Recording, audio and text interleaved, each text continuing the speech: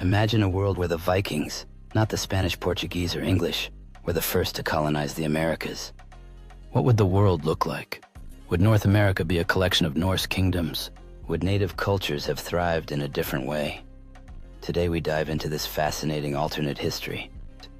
In the year 1000, nearly 500 years before Columbus set foot in the Caribbean, Leif Erikson, son of Eric the Red, sailed westward from Greenland and landed on the shores of what we now know as Newfoundland, Canada. He called the land Vinland, likely due to the wild grapes or the meadows they found there. But unlike the permanent settlements established centuries later by the Spanish or English, the Norse presence was short-lived. Why? First, the distance. The North Atlantic route was treacherous and supply lines were unreliable. Second, the Norse faced resistance from indigenous peoples, whom they referred to as Skrælings. And third, the homeland, Norway, Iceland, and Greenland, did not provide strong political or economic support for maintaining. But let's imagine, what if the Vikings had brought more settlers? What if they had learned to coexist or ally with native tribes? The seeds for a Norse America could have taken root.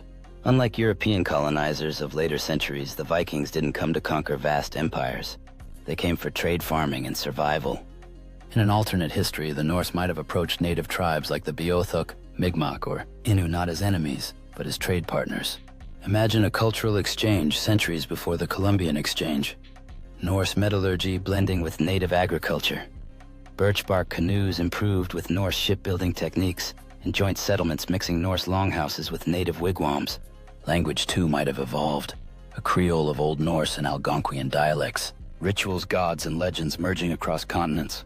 A new hybrid civilization. A successful Norse colonization of America would have drastically changed global history. First, no Columbian Exchange as we know it. Tomatoes, potatoes, corn.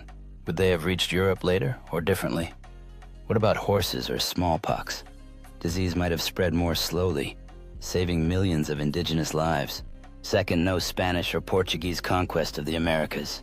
The Aztec and Inca empires might have survived longer, or become Viking trade partners. Third, with the Americas already colonized by a Norse presence, the English, French, and Dutch might have focused elsewhere, or clashed with Norse settlers in a medieval version of the Cold War.